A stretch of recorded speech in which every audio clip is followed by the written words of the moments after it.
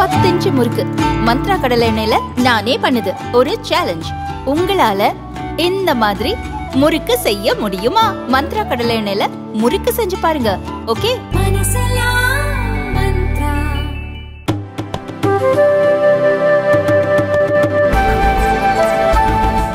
धन्यवाद माननीय उपसभापति महोदय। सबसे पहले तो मैं अपने देश के प्रधानमंत्री श्रीमान नरेंद्र मोदी जी का हृदय से आभार प्रकट करना चाहता हूं। किसानों की सेवा और कृषि की सेवा का दायित्व उनके नेतृत्व में मुझे सौंपा गया है और मैं इस दायित्व को पूरे परिश्रम, ईमानदारी, जिद, जुनून और जज्बे के साथ निभाने का प्रयत्न करूंगा। माननीय उपसभापति जी, मैं माननीय सभी सदस्यों का आभारी हूं। माननीय देवेगौड़ा जी जैसे एक्स प्राइम मिनिस्टर, उन्होंने अपने विचार प्रकट किए। पक्ष के और विपक्ष के सभी माननीय सदस्यों ने अपने विचार प्रकट किए हैं। चर्चा सार गर्भित थी। मैं माननीय सदस्यों को विश्वास दिलाना चाहता हूं कि चर्चा में जो सकारात्मक सुझाव आपने दिए हैं उन पर सरकार गंभीरता के साथ विचार करेगी और उनमें से जो व्यवहारिक होंगे निश्चित तौर पर किसानों के हित में सरकार सकारात्मक कदम उठाएगी, उठाने का प्रयत्न करेगी। माननीय उपसभापति जी, भारत अत्यंत प्राचीन और महान राष्ट्र है। 5000 साल से तो ज्यादा ज्ञात इतिहास है हमारा। जब दुनिया के विकसित राष्ट्रों में सभ्यता के सूर्य का उदय नहीं हुआ था, तब हमारे यहाँ वेदों की ऋचाएं रच दी गई थी।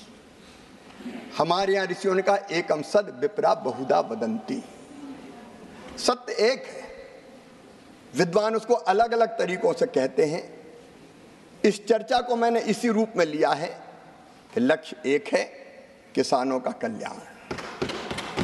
तरीके अलग अलग हो सकते हैं, रास्ते अलग अलग हो सकते हैं। हम प्रयत्न करेंगे कि सारे सुझाव को समाहित करते हुए आगे बढ़ें। लेकिन माननीय उपसभापति जी, जितना हमारा राष्ट्र प्राचीन है उतनी हमारी खेती भी प्राचीन है। हजारों साल पहले से भारत में कृषि होती रही है। हमने बचपन में कई पौराणिक संदर्भ पढ़े हैं।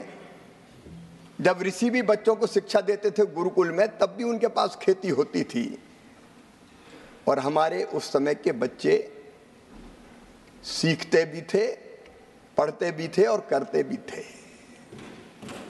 इस कृषि को इसी भाव से लेकर हम कैसे किसानों के लिए बेहतर काम कर सकते हैं उसका हम प्रयत्न करेंगे। माननीय उपसभापति जी, मैं तो सीधे सीधे अपनी बात कहना चाहता था, लेकिन जब चर्चा का प्रारंभ हमारे विद्वान मित्र सुरजेवाला जी ने किया तो उनने थोड़ा छेड़ दिया।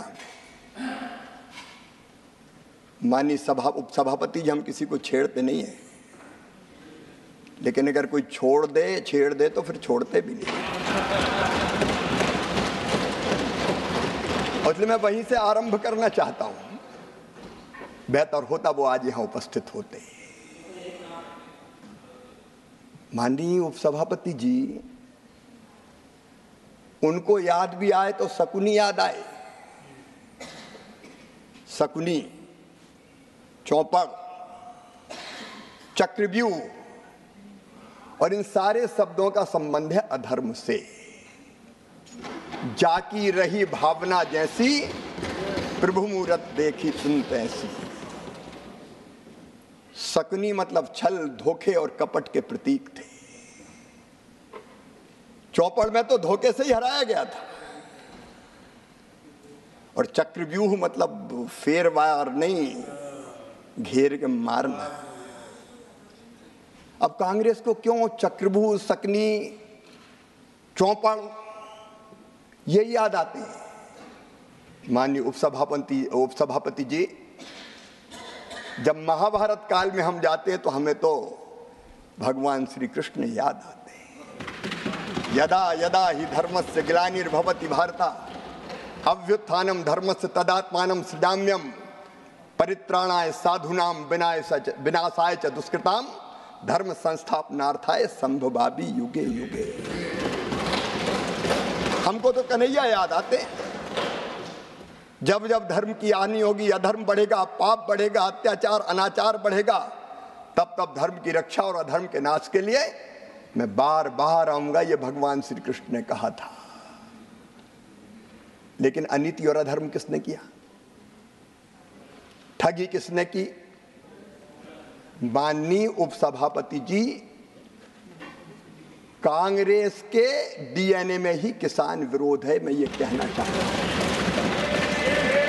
ये आज से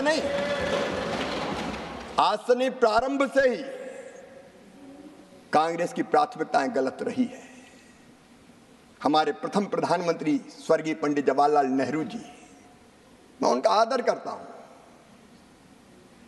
लेकिन भारतीय परंपरा खेती के बारे में उसका निर्वाह नहीं किया। रूस गए, वहां से एक मॉडल देख के आए और कहा कि रूस का मॉडल लागू करो। भारत रत्न चौधरी चरण सिंह जी ने कहा यह नहीं हो सकता, भारत की कृषि की परिस्थितियां बिल्कुल अलग है। प्राथमिकताएं गलत थी उपसभापति जी। 17 वर्ष तक उन्होंने प्रधानमंत्री जी के पद को सुशोभित किया, लेकिन तब क्या होता था? अमेरिका से PL 480 सड़ा हुआ लाल गेहूं भारत को खाने पे विवश और मजबूर होना पड़ा। माननीय उपसभापति जी, स्वर्गीय इंदिरा जी के समय, मुझे अच्छी तरह याद है, हम छोटे थे, उस समय किसानों से जबरदस्ती लेवी वसूली का काम होता था। जबरदस्ती लेवी वसूली जाती थी। अगर 2 क्विंटल भी है तो 1 क्विंटल दे के जाओ। बिंडे खोद दिए जाते थे, रखा हुआ अनाज उठा लिया जाता था। भारत आत्मनिर्भर नहीं हुआ। स्वर्गीय राजीव जी ने भी बात जरूर की, उन्होंने बात अवश्य की एग्रीकल्चर प्राइस पॉलिसी की, लेकिन किसानों की आय बढ़ाने के लिए कोई सार्थक कदम नहीं उठाए। यहां तक कि माननीय उपसभापति जी, उदारीकरण का प्रारंभ हुआ। स्वर्गीय नरसिम्हा राव जी, मनमोहन सिंह जी उस समय वित्त मंत्री थे, लेकिन उस समय भी कृषि से जुड़े उद्योगों को डी लाइसेंसिंग नहीं किया गया, क्योंकि प्राथमिकता गलत थी। और माननीय उपसभापति जी, 2004 से 2014 के बीच की मैं क्या बात कहूं। उस समय ये भारत जो प्राचीन और महान राष्ट्र है, जिसने दुनिया को ज्ञान का प्रकाश दिया था, उस समय घोटालों के देश के रूप में दुनिया में जाने लगे। 2G, 3G, 4G। माननीय उपसभापति महोदय, प्लीज। और तब भारत की राजनीति में, आप धैर्य से सुनिए, तब भारत के राजनीतिक चित्र पर उदय हुआ एक दैदीप्यमान सूर्य का, जिसने सारे देश को आशा और विश्वास से भर दिया। उनका नाम था नरेंद्र मोदी। कांग्रेस की प्राथमिकताएं गलत थी।